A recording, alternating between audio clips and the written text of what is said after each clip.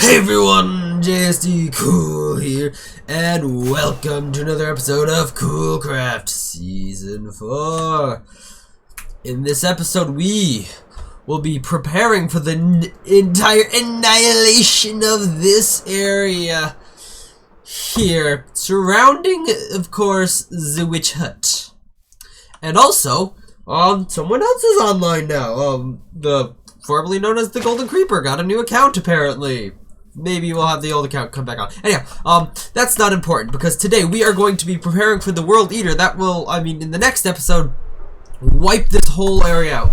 And so, this primarily will involve digging a whole bunch of trenches, like the one I have prepared over here. We have not dug in any of them yet, because I plan to do that on a live stream, which will definitely have already happened by the time this episode comes out. However, before that, I want to have a little bit of a fun thing go on here. So, let me get some signs and I'll be right back. Alright, so here is what I am thinking. This is the ugliest build competition. I know that stuff is probably spelled wrong, but that's just part of how ugly it is. Get it?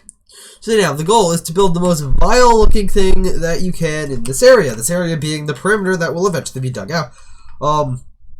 Whoever builds the worst thing as determined by the judge, me, will win 20 diamonds. So the rules are as such: no using obsidian/crying obsidian, netherite, ancient debris, waterlogged anything, or just generally water itself, because that could cause issues.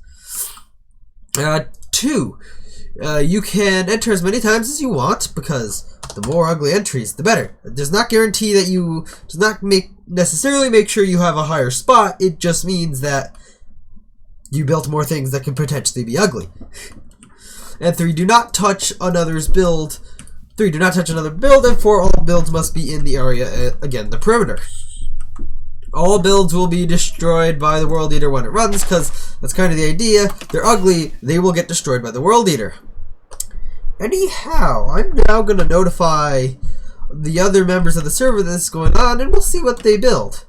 But also, yeah, I think I'm going to go do a little bit of solo end busting right now, not on a live stream, just to get some more shulker shells and such. And yeah, I'll be back, I guess, with that sort of stuff momentarily. And I have finished the end busting, so got a whole bunch of drops. So here's the first chest. Got these shulker boxes here with all of these shulker shells. This is actually a lot.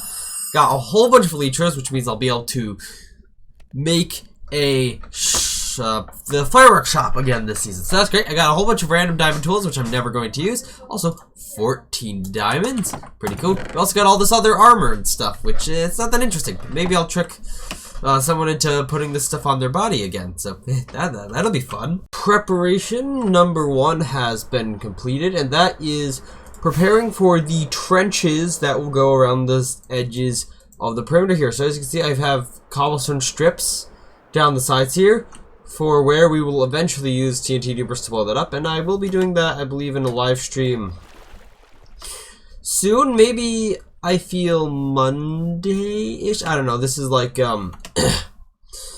obviously much like before this episode comes out, so that obviously won't matter, but after the previous episode comes out. So, you know, I don't know why I'm telling you this, because it would have already happened by the time this video came out. Anyhow, yeah, time to go buy all the slime that I need to create this thing. So, I'm here at JD Cool's slime shop, and I've just had to buy this whole thing out of slime balls, which are ridiculously high in price, to use almost all my diamonds and get this much slime.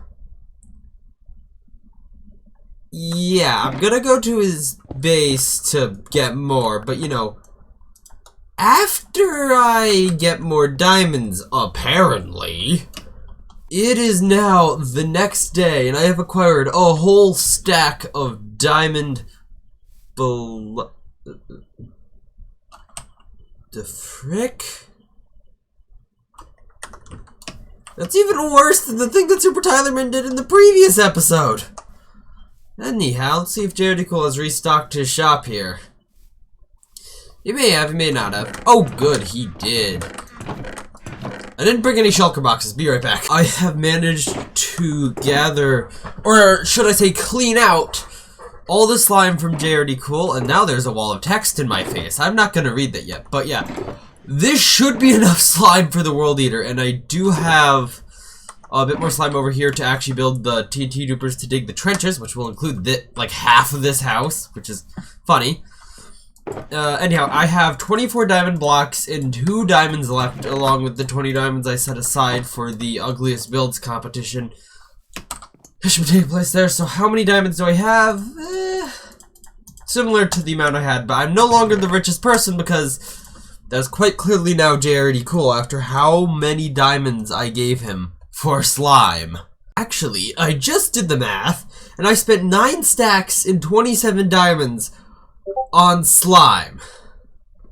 I have acquired all the redstone dust that we will need for this project, and so yeah, now it's time to start crafting the different redstone components that we are going to require. So yeah, gonna get on that. Redstone thingies have been craftificated here, as you can tell.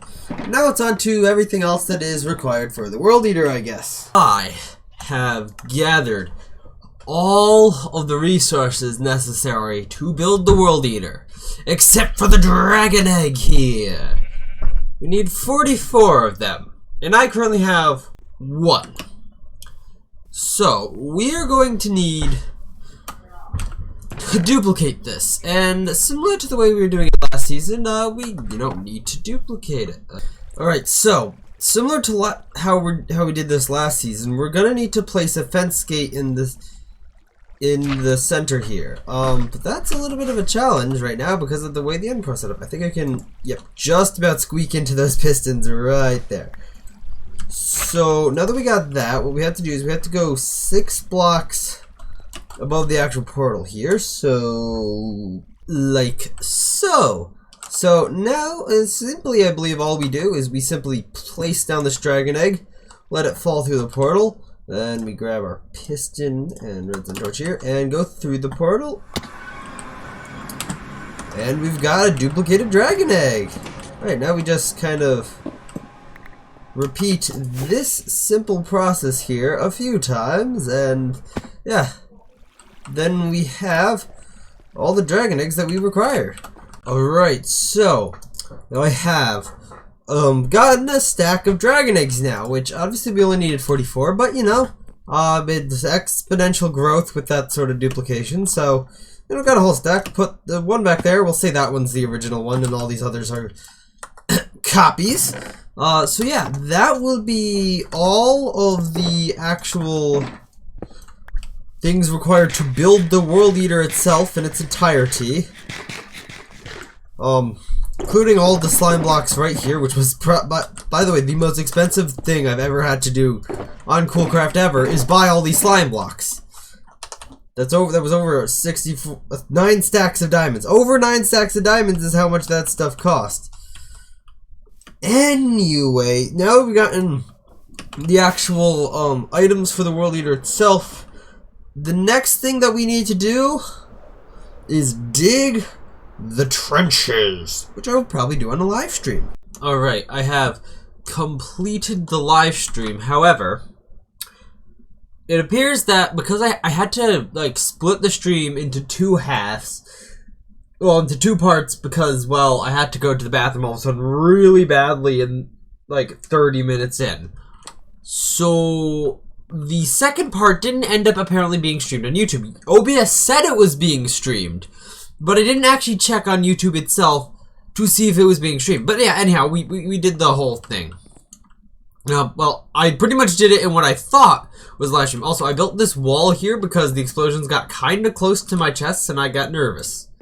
But yeah, the old building I lived in here is gone. The front stairs are still here. That's interesting. But yeah, we have big old trenches on the north and south side. Skinny trenches on the east and west side, but these should be what is required for the World Eater. Although, actually, I believe I might need to make sure the blocks on this wall here get trimmed back so that the machine won't actually catch on any of them. But besides that, yeah, the whole perimeter here, as you can see, the trenches around the edge of the perimeter, have been completely made just fine, and this whole area in the center here is now an island, as you can see. So yeah, the preparation for the World Eater are complete. Now that's all that's left to do this episode is start selling people elytras. So yeah, to the communal area. Fireworks shop is in, and mind you, the doors are not, but that doesn't matter. So here we're selling obviously the fireworks themselves for 1 diamond per stack. This we will come back to this and change this later in the season, but for now it's what that is. And here we're selling elytras for 20 diamonds unenchanted, or 35 diamonds enchanted. Anyhow,